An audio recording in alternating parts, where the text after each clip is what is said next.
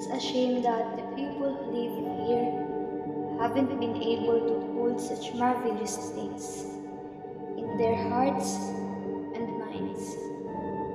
But that's just the way it is on this island. Things go on disappearing, one by one. It won't be long now. The island is run by men who are determined to see things disappear.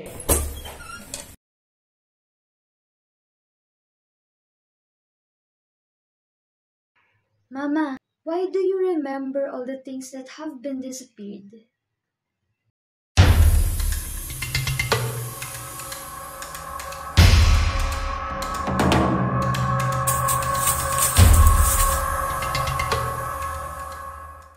And even if a memory disappears completely, no one can escape. I'm sorry to have put you in so much danger. No, it doesn't matter.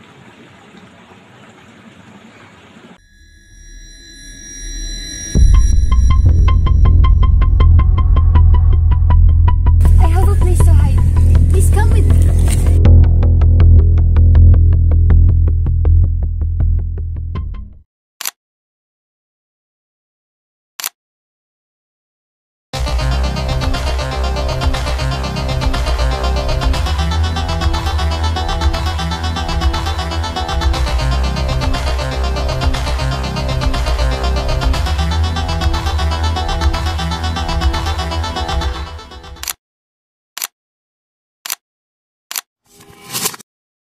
You'll finally be able to live here.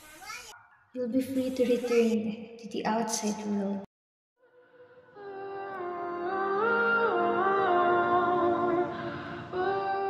And even if a memory disappears completely, the heart retains something, a slight tremor or pain, some bit of joy, a tear.